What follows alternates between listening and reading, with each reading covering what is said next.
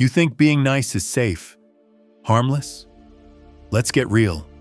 It's a liability. Being too nice doesn't earn you respect. It earns you a spot on someone's list of easy targets. It says you're predictable, compliant, the guy who will say yes while grinding his teeth in private. And let me tell you, users, manipulators, and emotional pickpockets love a man like that. They see your politeness as permission, your agreeableness as access. Most men who brag about being nice aren't noble. They're scared. Scared to say no. Scared to offend. Scared to stand alone with their own values. And that fear, that's blood in the water. So today, we're going to break down 6 signs you've turned nice into an invitation for disrespect, and why it's time to kill that habit before it kills your self-respect. If you're done being everyone's personal doormat like this video, subscribe for no BS Stoic wisdom and drop a comment. I choose respect over approval. Let's get into it. Sign number 1. You can't say no without guilt. You can always tell a man who can't say no by the exhaustion in his eyes. He doesn't complain loudly. He doesn't rage. He just looks tired, worn down from shouldering obligations that were never his to begin with. And it's not because he's so generous or selfless. It's because he's terrified of being seen as difficult. He's been conditioned to think that denying someone is the same as betraying them. I knew a man like that. Harold was his name. We worked together for years. A good man, dependable to a fault.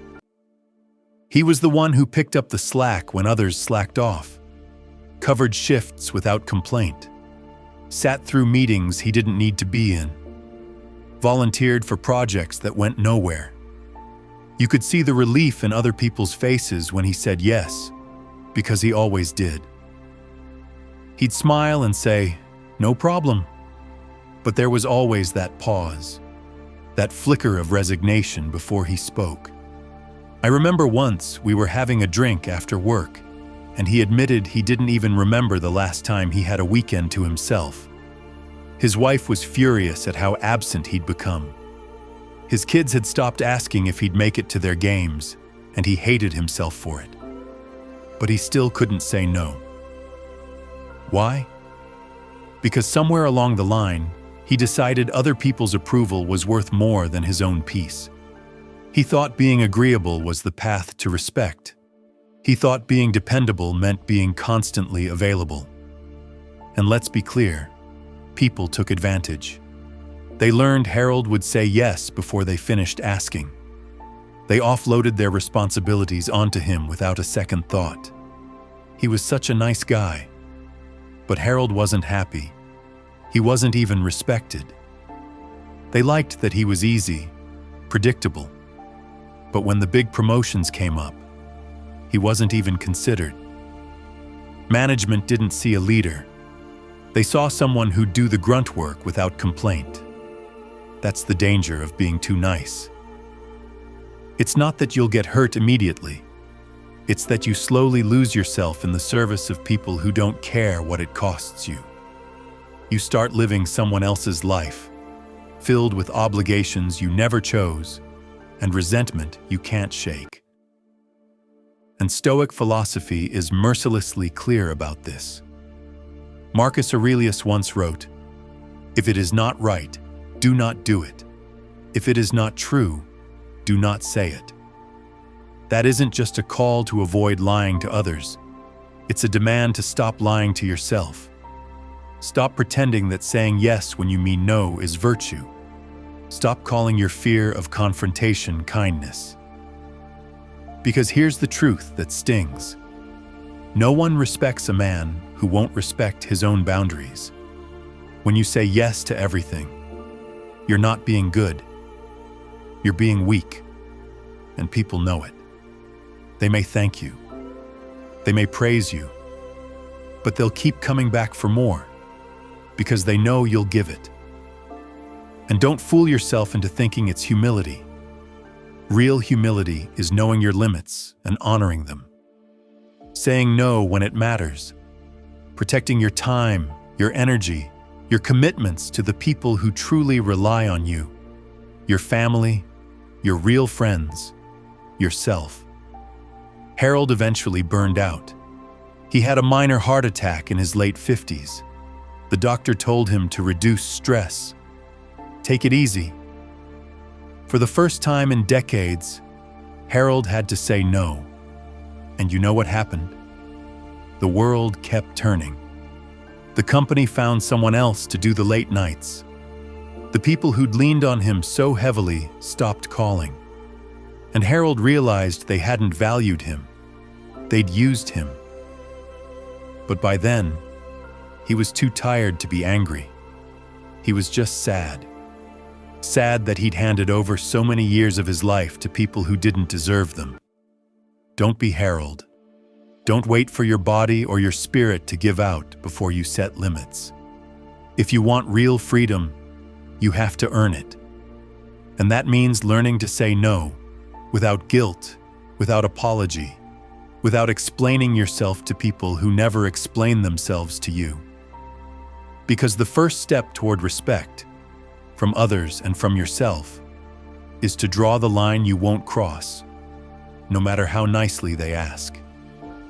And once you've mastered that, you'll be ready to face the second sign you're too nice. The one that's even more insidious, because it's not about what you do for others. It's about how you see yourself when you do it.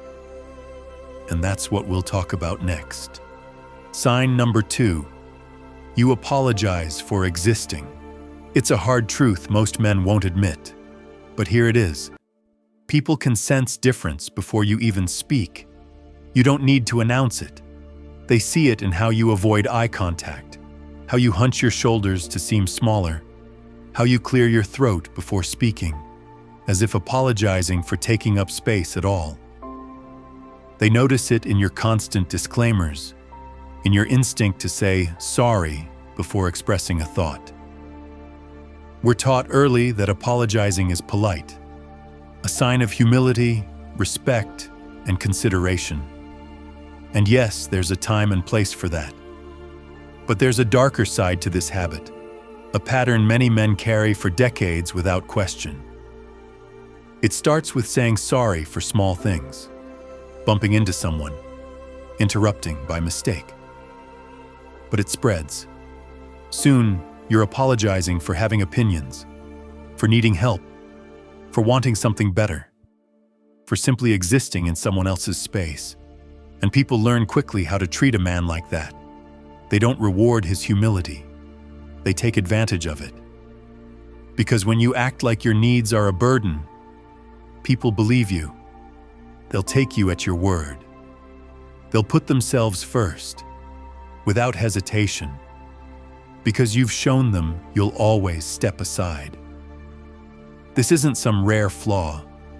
It's incredibly common, especially among older men who've spent their lives providing for others, who've absorbed the belief that their role is to support, to yield, to take on discomfort so others don't have to.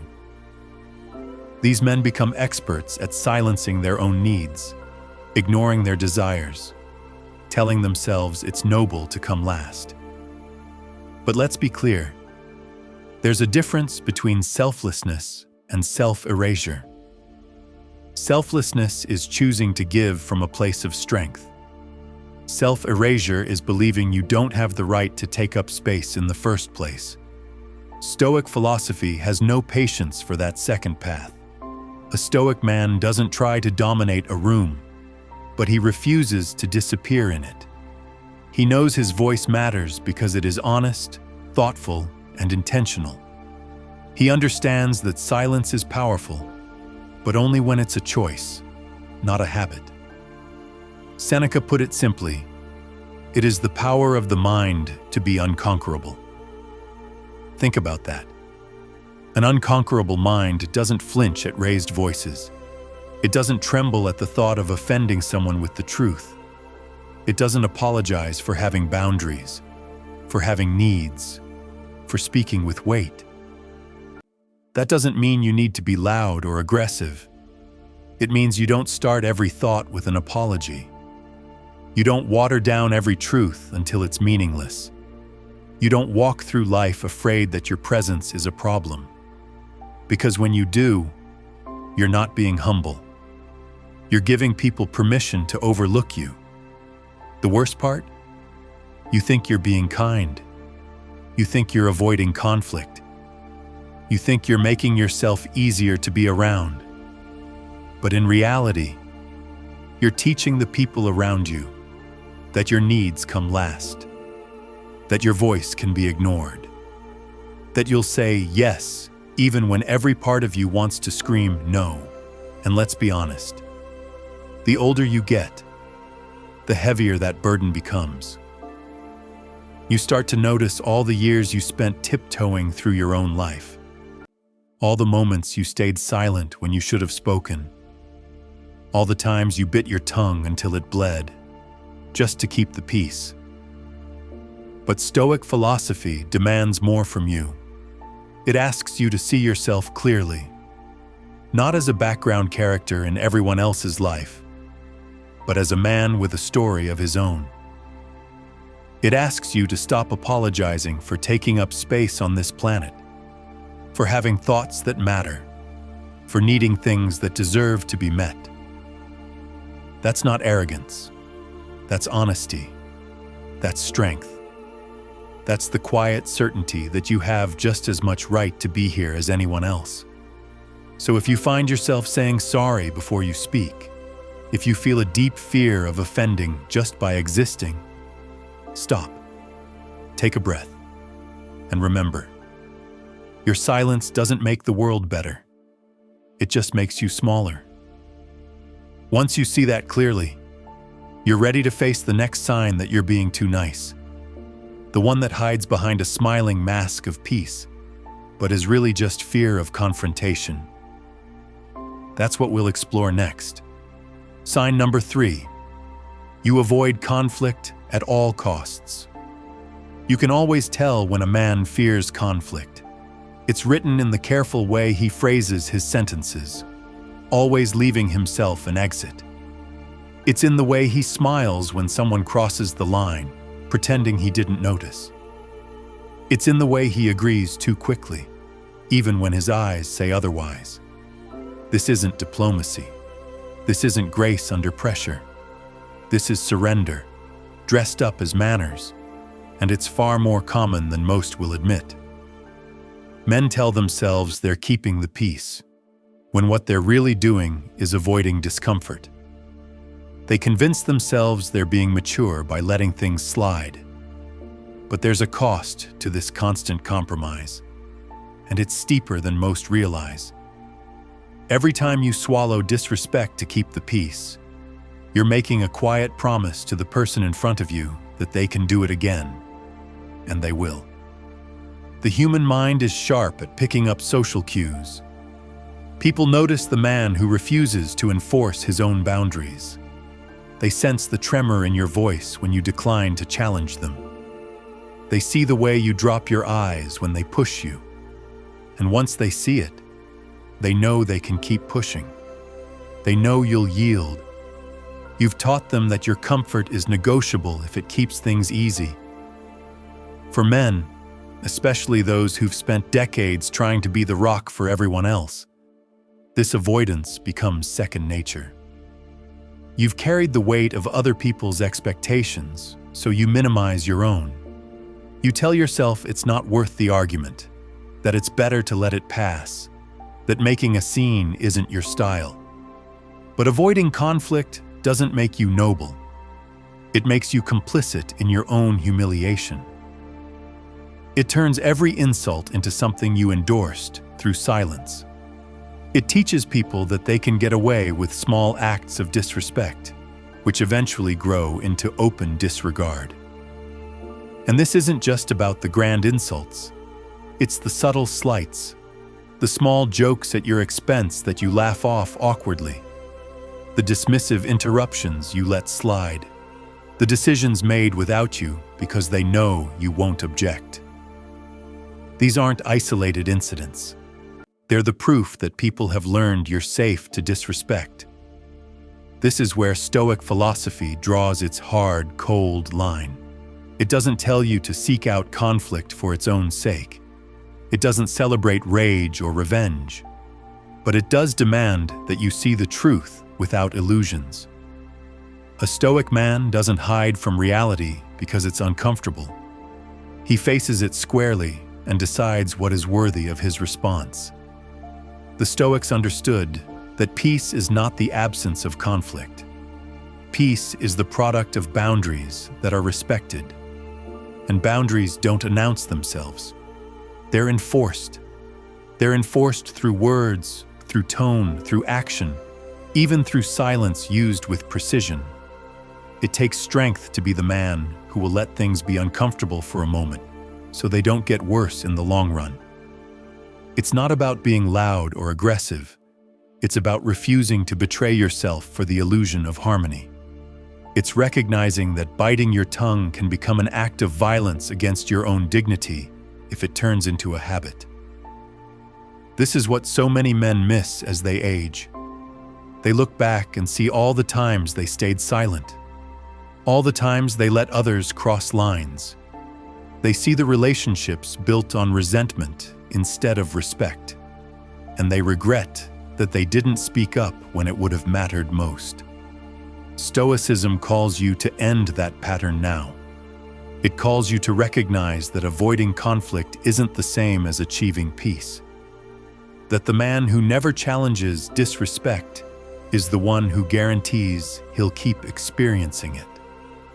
Because when you finally understand this, you're ready to tackle the next sign you're too nice, the one that hides in your craving for universal approval, and how that hunger for acceptance is often the very thing that costs you respect.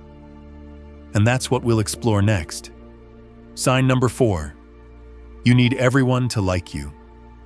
You can see it in the way some men walk into a room, scanning faces for approval before they even open their mouths. They listen too carefully, not because they want to understand, but because they're calibrating. They're rehearsing how to say what they think people want to hear. They laugh at jokes they don't find funny. They agree with ideas that make them uneasy. They're always a mirror, never a man. I once knew a guy named Ted, who was the textbook example. He was one of those men everyone described as so easy to get along with. He could talk about sports with the diehards, sip wine and debate politics with the professionals, drop F-bombs with the guys at the shop, or speak in hushed tones with the church crowd. He was always liked, always invited. But if you asked anyone what Ted really believed about anything, they'd hesitate. They didn't know. Ted's problem wasn't that he lacked opinions. It was that he hid them. He was terrified of being disliked, so he shapeshifted to avoid any friction. And for years, he told himself this was social skill, emotional intelligence, the ability to get along. But there was a hollowness to it all. Ted never had real loyalty from anyone, because loyalty requires knowing where a man stands. No one respected him enough to ask his advice on anything serious. He was liked, sure, but in the way you like a mascot or a pleasant hotel clerk. Useful, agreeable, instantly forgettable. The worst part was, Ted knew it.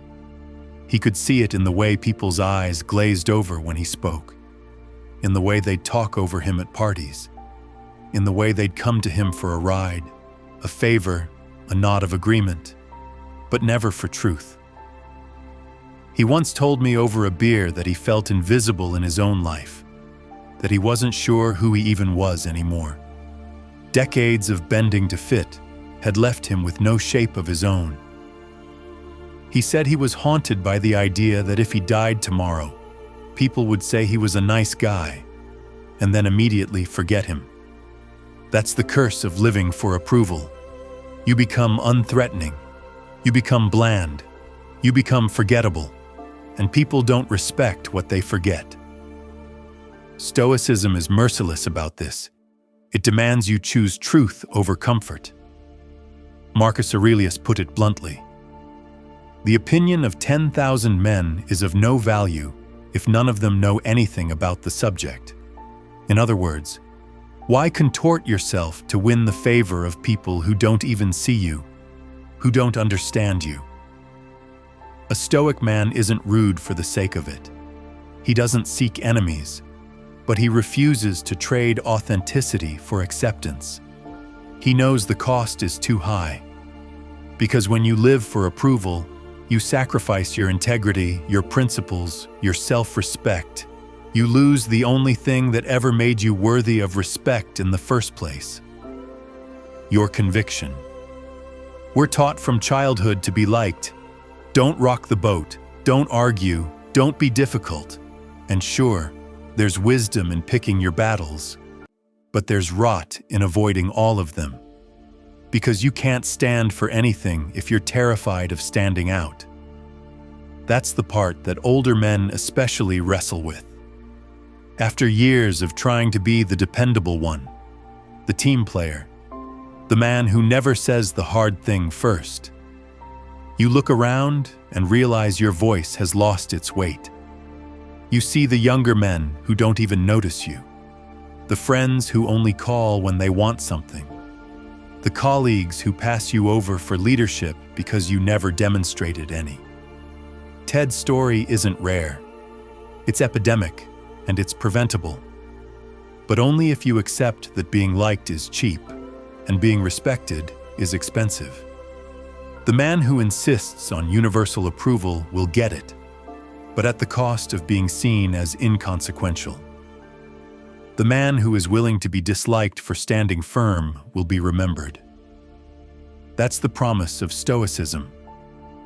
Not that people will like you, but that you will like yourself, that you will know who you are and speak that truth, even if it offends, that you will build relationships based on respect instead of convenience. And once you understand that, you'll be ready to confront the next sign of dangerous niceness, the compulsion to explain yourself to those who've never earned the right to question you. And that's what we'll talk about next. Sign number 5. You explain yourself too much. It's an odd fact about human behavior that the man who knows the least about what he wants often feels the need to talk the most about why he wants it. There's something in us, especially those of us raised to be agreeable, that's terrified of simply saying no. Instead, we wrap it in disclaimers, excuses, and long-winded justifications. We think if we just explain it well enough, they'll approve of our boundary. They'll nod in understanding. They'll forgive us for daring to have our own limits. But that entire approach is a betrayal of self-respect. Because the moment you start performing your reasons like a salesman desperate to close the deal, you reveal your fear. Fear of conflict, fear of being disliked, fear of looking selfish. And people see it. They know you don't believe you have the right to simply stand firm. When you feel compelled to soothe everyone's feelings about your decision, you're not being polite. You're being afraid. You're asking permission to hold the line. You're signaling that your no is negotiable, that it can be worked on and whittled down with just the right argument or emotional appeal. And that's exactly what happens. You say you can't help them move next weekend because you're already busy. And then you apologize for it, explain you have family obligations, assure them you really wish you could. They hear the hesitance. They sense the crack in the wall, so they push. They tell you it's just for an hour. They suggest you come after your other plans. And now you're in a corner because you never actually defended your time. You tried to sell them on respecting it. A Stoic man has no use for that. He knows that truth stands on its own. It doesn't require decorations or apologies. He says no with finality. He doesn't justify it to people who never justify their demands of him. He knows that every time you explain yourself to someone who feels no need to explain themselves to you, you're reinforcing an imbalance. You're saying, without words, that your time, your comfort, your needs are lesser. This is especially corrosive as you age, because the older you get, the more you see how many hours were wasted explaining yourself to people who didn't deserve the explanation. How many relationships were maintained on the condition that you'd always be the one to bend? How much of your life was given away in small concessions because you were too worried about seeming rude or ungrateful to simply say no? It's a bitter realization, but it can also be a freeing one, because once you see the pattern clearly, you can end it. You can recognize that your boundaries don't need to be up for debate. They're not committee decisions. They're sovereign. And when you treat them that way, the people around you will learn to as well. Stoic philosophy doesn't ask you to be callous. It asks you to be honest. Honest about what you want. Honest about what you'll accept. Honest about the fact that not everyone is owed an explanation for your choices. Epictetus wrote that we should act in all things with a view to what is fit and becoming a man. And what's fit for a man is to stand behind his decisions without trembling. There's dignity and brevity in saying no and leaving it there, in letting silence do the work of reinforcing the boundary. It's not your job to manage other people's disappointment. It's not your responsibility to preempt their feelings by sacrificing your own needs on the altar of their comfort. If you're the kind of man who's always explaining himself, always managing the emotional climate of every conversation, consider what that's cost you. Consider how it's trained the people around you to see you as someone whose decisions can be shaped, whose no can be negotiated, and ask yourself if that's the legacy you want to leave. Because when you're ready to stop performing, to stop justifying, you're ready to reclaim your time, your respect, and your peace. And once you've done that, you'll be prepared to recognize the final sign of dangerous niceness, the one that hurts you most of all, tolerating outright disrespect. And that's what we'll confront next. Sign number 6, you tolerate disrespect. There's a certain quiet erosion that happens to a man who tolerates disrespect. It doesn't come in a single moment of betrayal or some dramatic showdown. It's in the 1,000 tiny cuts you let slide, the snide remark you leave hanging in the air unchallenged, the plans canceled last minute without apology that you excuse away, the dismissive laugh when you share something serious that you try to forget. Each one feels too small to make a fuss over. You tell yourself you're being mature, that you're rising above it, that conflict isn't worth it. You might even call it patience, or being the bigger person. But what you're really doing is teaching them exactly how to treat you. Because disrespect is a test people run, often without even realizing it. They push a little, see how you react. If you do nothing, they push more. It's human nature. People calibrate their behavior based on what you allow. And when you make it clear you'll absorb insult after insult to keep things smooth, they understand they can keep going. They take your silence as consent. This isn't about encouraging endless confrontation or living in a state of rage. It's about understanding the price of unchallenged disrespect, because over time, it rewrites your relationships. It changes how people see you, and worse, it changes how you see yourself. You begin to doubt whether you have the right to protest, whether you're overreacting, whether you're being difficult. A man who swallows enough disrespect without a word eventually forgets the taste of self-respect. Stoic philosophy doesn't tell you to ignore offenses so you can look calm. It tells you to recognize reality for what it is, without comforting lies.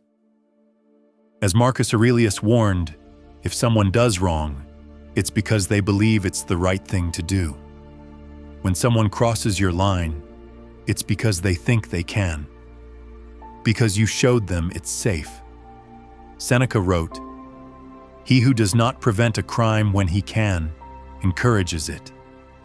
It applies to you just as much. When you don't speak up when your boundaries are crossed, you're not preventing harm. You're encouraging it. You're setting the precedent that you'll tolerate being overlooked, interrupted, mocked, used. The older you get, the more tempting it is to let these things slide. You're tired. You want peace. You think you've earned the right not to argue. But true peace isn't the absence of conflict. It's the presence of boundaries. It's the certainty that the people around you know where the line is and respect it. Not because you threatened them, but because you taught them you won't hesitate to draw it. Epictetus wrote, "Make the best use of what is in your power, and take the rest as it happens." What is in your power is your response, your willingness to say clearly and calmly, "That doesn't work for me." Your refusal to laugh along at your own expense, your insistence on being treated as an equal, not a prop in someone else's show. There is power in measured confrontation. It doesn't mean shouting. It means looking someone in the eye and saying without fear that they crossed a line. It means not needing to rage, because the truth is enough. It means knowing when to speak up, and if necessary, when to walk away completely, because the cost of allowing disrespect is cumulative. It poisons relationships that could have been genuine. It hardens you against trust. It convinces you that quiet suffering is the price of connection. But that's a lie. The relationships worth having are the ones that can survive the truth of your boundaries. So if you find yourself constantly smoothing things over, telling yourself it's not worth the fight, ask what that's bought you. Ask if your silence has earned you respect, or simply made you easier to ignore. Because the Stoic man isn't a doormat. He's not eager to fight, but he's prepared to defend. Marcus Aurelius said, "You have power over your mind, not outside events. Realize this, and you will find strength. The strength to speak when needed, to hold silence when it matters, to draw your lines in stone, knowing you're the one who enforces them. And when you master that, you stop being too nice in the way that gets you used, ignored, or laughed at. You become a man worth listening to, worth respecting, worth knowing. If any of this hit you like a slap in the face, good. That means you're still honest enough to admit it. Enough with being nice if it means breaking your own back to keep others comfortable. Enough with selling your self-respect for scraps of approval. The truth is, the world doesn't bow to nice. It bows to the man who's clear about who he is, what he'll tolerate, and what he absolutely won't. It respects the man who doesn't need to be liked to stand firm. So, if you're done being the agreeable doormat everyone wipes their feet on, like this video. Subscribe for unfiltered Stoic truth that'll keep you sharp. And drop a comment below. I choose respect over approval, because you deserve to walk through this world as a man no one dares to mistake for weak again.